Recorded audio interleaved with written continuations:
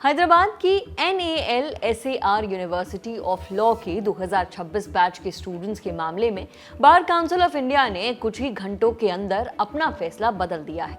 पहले BCI ने 2026 में NALSAR से लॉ की डिग्री लेने वाले सभी स्टूडेंट्स के स्टेट बार काउंसिल में बतौर वकील एनरोलमेंट पर रोक लगाने का फैसला किया था, लेकिन अब BCI ने इस रोक को हटा दिया है। यानी NALSAR के 2026 बैच के सभी छात्र अब अपनी पसंद के स्टेट बार काउंसिल में वकील के तौर पर एनरोल हो सकेंगे। BCI का कहना है कि अभी किसी भी छात्र को इस मामले में सजा नहीं दी जाएगी। काउंसिल की जांच रिपोर्ट आने तक सभी स्टूडेंट्स का एनरोलमेंट जारी रहेगा। BCI ने यह फैसला अपने ही कुछ घंटे पहले जारी किए गए आदेश को मॉडिफाई करते हुए लिया है।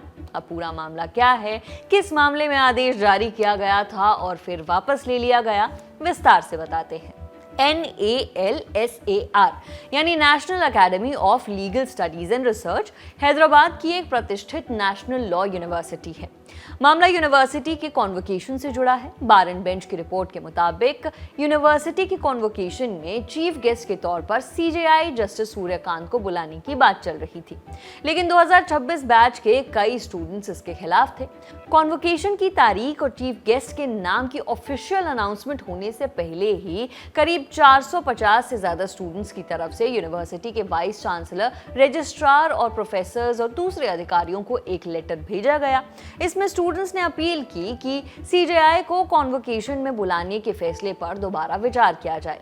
स्टूडेंट्स ने CJI की कुछ हालिया न्यायिक सुनवाइयों को लेकर चिंता जताई थी। खास तौर पर 20 जुलाई को दिल्ली के जंतर मंतर से संसद की तरफ मार्च के दौरान प्रोटेस्टर्स पर हुई पुलिस कार्रवाई से जुड़े मामले का जिक्र किया गया था।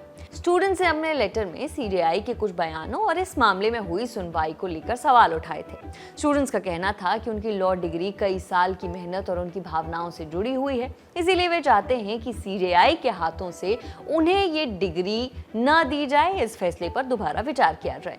इसके बाद BCI ने इस मामले में कड़ा एक्शन लिया। BCI के चेयरमैन मनन कुमार मिश्रा की तरफ से जारी एक लेटर में कहा गया कि 2026 में इस यूनिवर्सिटी से लॉ डिग्री लेने वाले छात्रों को फिलहाल किसी स्टेट बार काउंसिल में वकील के तौर पर एनरोल नहीं किया जाएगा। इसके साथ ही BCI ने यूनिवर्सिटी से 3 दिन के अंदर एक इंक्वायरी रिपोर्ट मांगी थी। इसमें उन लोगों के नाम मांगे गए थे जिन्होंने CJI के खिलाफ चलाए गए इस कैंपेन को शुरू करने, ऑर्गेनाइज करने और उसका ड्राफ्ट तैयार करने, कोऑर्डिनेट करने या स्टूडेंट्स को एकजुट करने में मुख्य भूमिका निभाई। BCI के इस आदेश के बाद सोशल मीडिया पर इसकी खूब निंदा होने लगी। लोग तरह तरह के कमेंट्स करने लगे।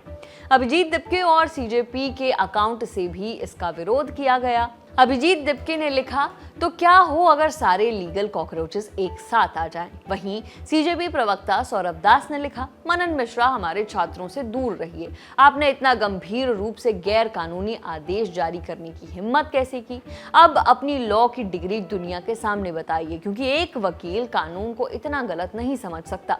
NALSAR के छात्रों ने लोकतांत्रिक तरीके से अपना विरोध दर्ज कराया है। छात्रों ने अपनी समझ के आधार पर ये माना है कि जिस व्यक्ति को वे अपनी मेहनत से हासिल की गई लॉ की डिग्री देने के लिए उपयुक्त नहीं समझते, उसके खिलाफ अपनी असहमति जताई है।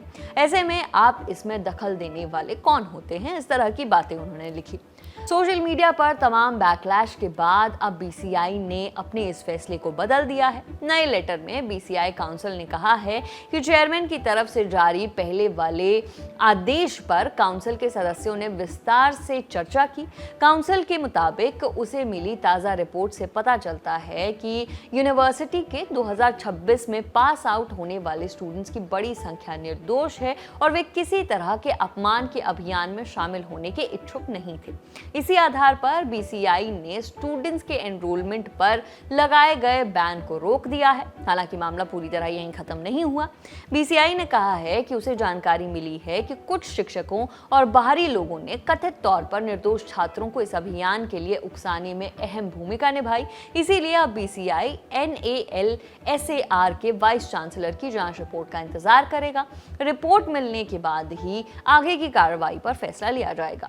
यानी फिलहाल छात्रों छात्रों को राहत मिल गई है, लेकिन जांच जारी रहेगी। बीसीआई ने अपने नए आदेश में साफ कहा है कि किसी भी छात्र को उसकी गलती के बिना नुकसान नहीं उठाना चाहिए। बीसीआई ने यह भी स्पष्ट किया है कि 13 अगस्त 2026 को चेयरमैन की तरफ से जारी किया गया पहला आदेश अब नए फैसले के मुताबिक संशोधित माना जाएगा।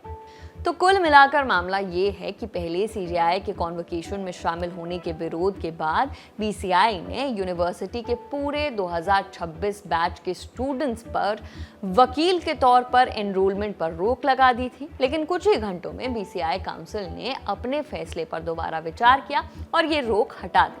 वहीं इस पूरे मामले के बीच बीसीआई चेयरमैन मनन कुमार मिश्रा को लेकर भी चर्चा तेज हो गई है। दरअसल इस मामले से पहले मनन कुमार मिश्रा के एक दूसरे बयान को लेकर भी कानूनी समुदाय में सवाल उठ रहे थे। मनन कुमार मिश्रा बीसीआई के चेयरमैन होने के साथ साथ बीजेपी के राज्यसभा सांसद भी हैं। लाइव लॉ की रिपोर्ट के मुताबिक उन्होंने बीसीआई चेयरमैन के लेटर हेड पर दिल्ली में चल रहे छात्र प्रदर्शनों को लेकर एक बयान जारी किया था।